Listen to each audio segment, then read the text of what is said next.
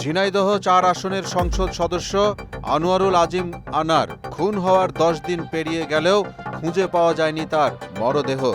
সময় যত গড়াচ্ছে বেরিয়ে আসছে লোমহর্ষক, হাড়হিম করা সব তথ্য, যা অনেকের কাছেই কল্পনারও বাইরে।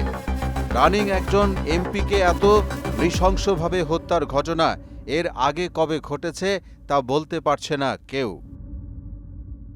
পশ্চিমবঙ্গ পুলিশের অপরাধ তদন্ত বিভাগ সিআইডি বলছে, এমপি আনারকে অ্যাপার্টমেন্টে খুন করার পর মৃতদেহ থেকে চামড়া ছাড়িয়ে শরীরে মাংস আলাদা করে নেয় খুনিরা। শরীরের মাংস এমনভাবে টুকরো করা হয় যাতে তাকে চেনা না যায়।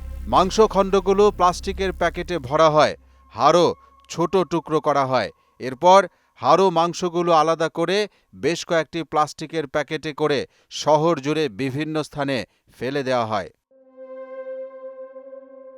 পশ্চিমবঙ্গ সিআইডির বরাত দিয়ে করা এনডিটিভির প্রতিবেদনে হত্যাকাণ্ডের আরও খবরে জানানো হয়েছে, মুম্বাইতে বসবাসকারী বাংলাদেশ থেকে আসা অবৈধ অভিবাসী জিহাদ হাওলাদারকে গ্রেফতারের পর তদন্তে গুরুত্বপূর্ণ অগ্রগতি হয়েছে। কারণ এমপি আনারকে হত্যা ও টুকরো টুকরো করার ঘটনায় জড়িত থাকার কথা স্বীকার করেছেন জিহাদ হাওলাদার। মূলত তাকে গ্রেফতারের পরই জানা গেছে এমপি আনারকে কিভাবে, কতদিন ধরে হত্যাকাণ্ডের পরিকল্পনা করা হয়, হত্যার পর কিভাবে গুম করা হয় মরদেহ। জিহাদ হাওলাদারও জানিয়েছেন এই হত্যাকাণ্ডের মাস্টারমাইন্ড আখতারুজ্জামান শাহিন।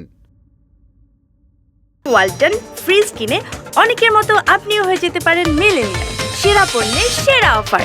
আখতারুজ্জামানের নির্দেশেই হাওলাদার সহ আরও 4 বাংলাদেশি নাগরিক এমপি আনারকে নিউ টাউন অ্যাপার্টমেন্টে শ্বাসরোধ করে নির্মমভাবে হত্যা করে।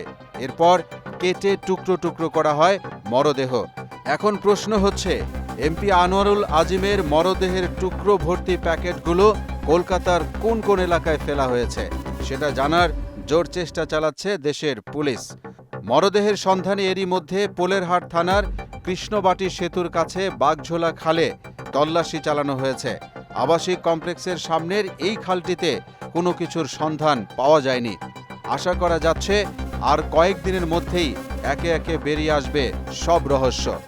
তবে মার্কিন নাগরিক এমপি আনারের ছোটবেলার বন্ধু আখতারুজ্জামান শাহিনকে কি বিচারের আওতায় এনে শাস্তি দেওয়া সম্ভব হবে, এ প্রশ্ন থেকেই যাচ্ছে। মোহাম্মদ ওয়ালিউল্লাহ, মোহনা ডিজিটাল।